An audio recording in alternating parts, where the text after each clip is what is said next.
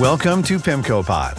In this episode, we discuss the need for more funding and updates at the U.S. Bureau of Labor Statistics to help keep economic data accurate and trustworthy.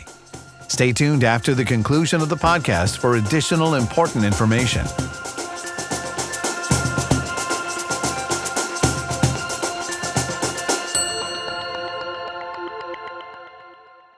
U.S. Economic Data. Reliability is Crucial by Tiffany Wilding.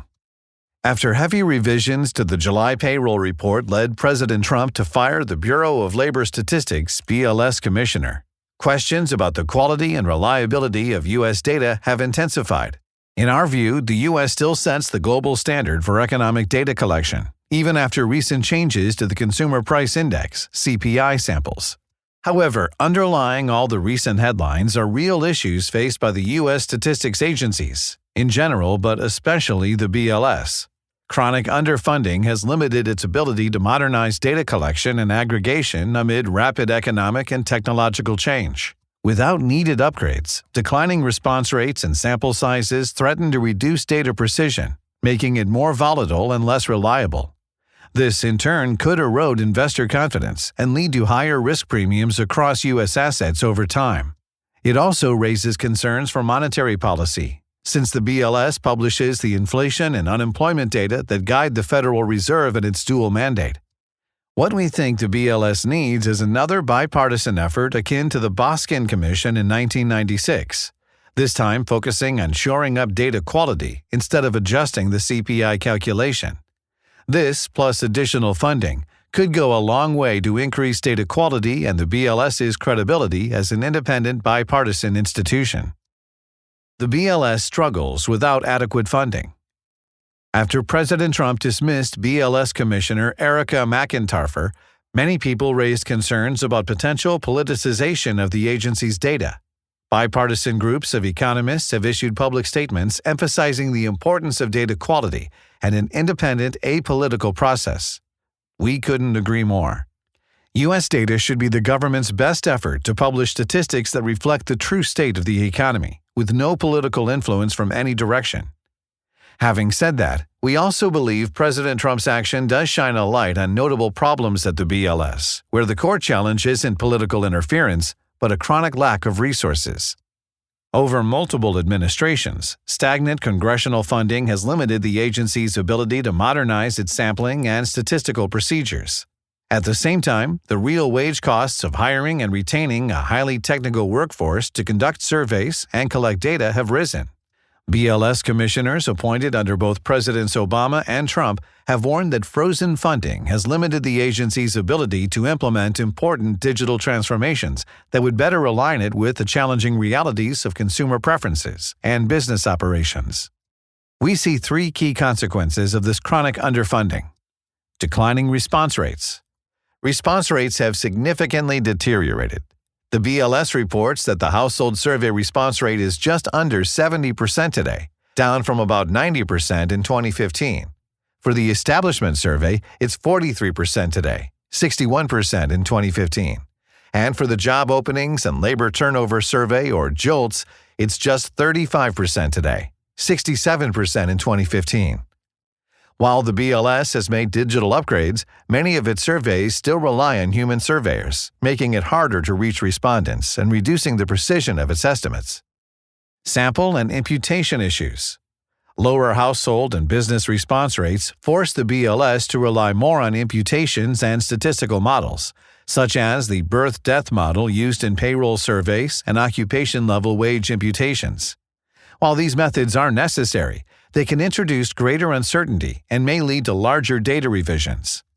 Estimation approaches. The current survey processes struggle to capture changes in immigration, business formation, and other post-pandemic trends. The birth-death model in particular has had difficulty tracking the rapid pace of businesses opening and closing, resulting in large upward revisions during and directly after the pandemic, followed by large downward revisions in subsequent years. These issues aren't new.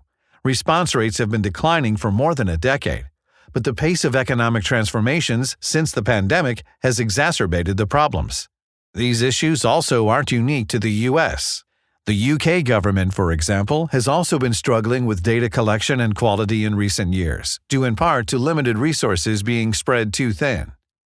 In 2023, the Office of the Inspector General of the U.S. Department of Labor issued a report on ways the BLS could adapt to these new realities. The report included several recommendations, such as conducting a study to identify bias in imputed data, establishing thresholds beyond which data quality becomes unreliable, and improving transparency. The BLS has responded to some of these recommendations. Its website offers increased transparency into CPI survey imputation, for example. However, employment surveys continue to suffer from an outdated birth-death model and an inability to capture changing immigration trends in real time, along with limited and declining surveyor resources. Recent developments: more cuts, more strain.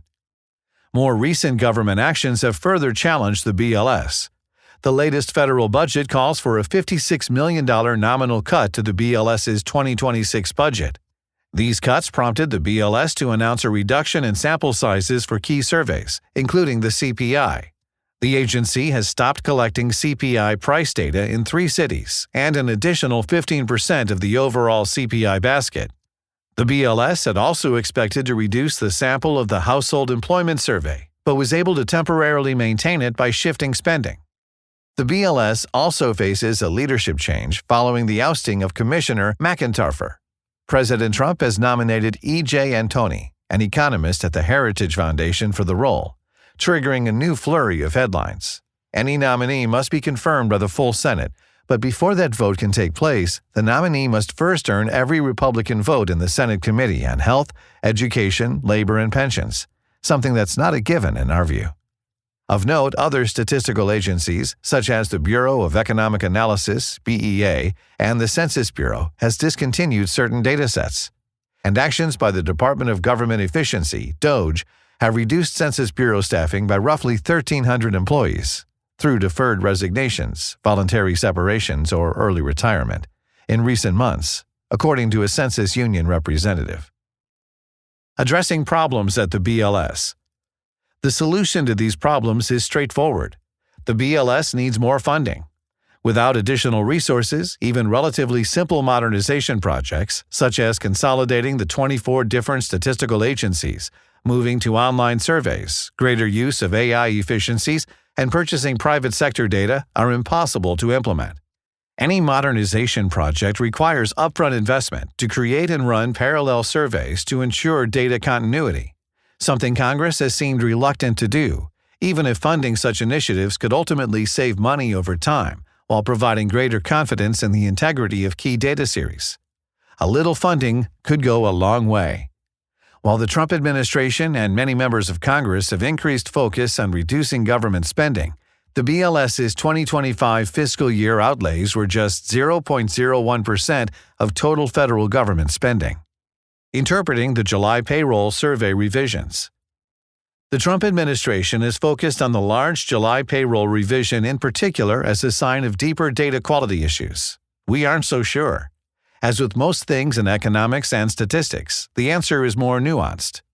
First-month response rates are generally down from pre-pandemic levels, but weren't notably low in May and June.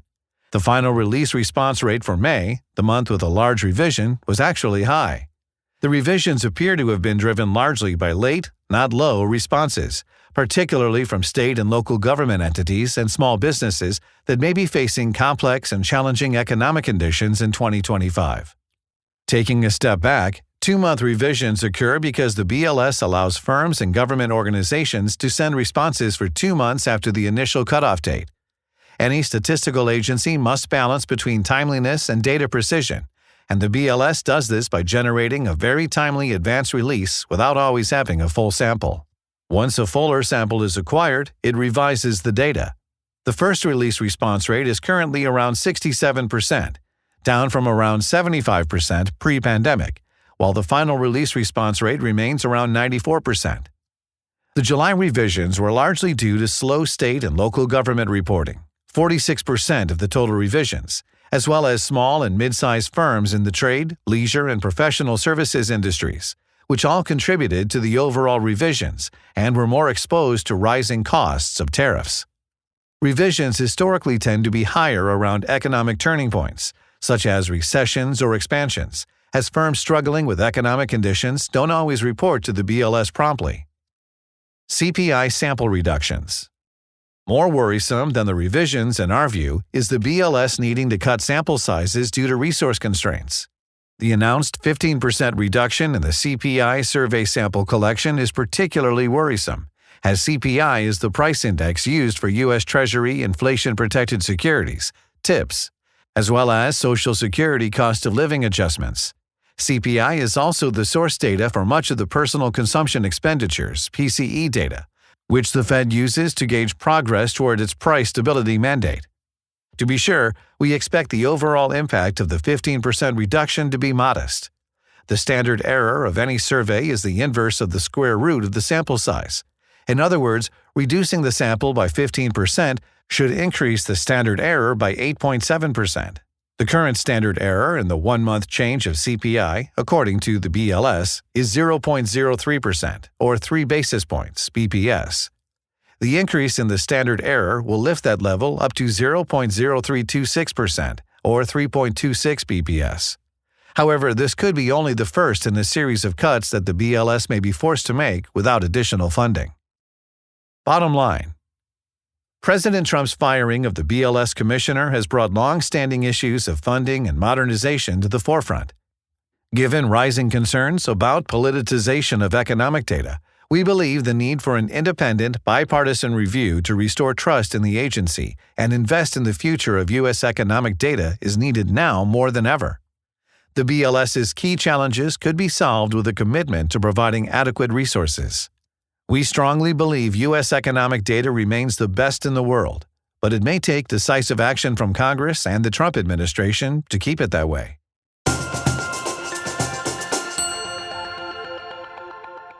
Thank you for listening.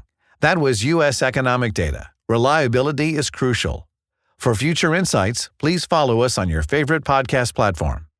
Macro Signposts highlights weekly takeaways from the data analysis conducted by our team of economists and other macro experts. For PIMCO's official views on the global economy, please visit PIMCO.com. The discussion and content provided within this podcast is intended for informational purposes only and may not be appropriate for all investors. Reliance upon information provided in a podcast is at the sole responsibility of the listener. The information included herein is not based on any particularized financial situation or need, and it is not intended to be and should not be construed as a forecast, research, investment advice, or a recommendation for any specific PIMCO or other security, strategy, product, or service. Past performance is not a guarantee of future results. All investments contain risk and may lose value. Investors should speak to their financial advisors regarding the investment mix that may be right for them based on their financial situation and investment objective. Podcast may involve discussions with non-PIMCO personnel, and such content contain the current opinions of the speaker, but not necessarily those of PIMCO. Other podcasts may consist of audio recording of an existing PIMCO article, and such material contains the current opinions of the manager. The opinions expressed in all podcasts are subject to change without notice. Information contained herein has been obtained from sources believed to be reliable but not guaranteed. PIMCO, as a general matter, provides services to qualified institutions, financial intermediaries, and institutional investors. This is not an offer to any person in any jurisdiction where unlawful or unauthorized. For additional important information, go to www.pimco.com/gbl/en/general/legal-pages/podcast-disclosures.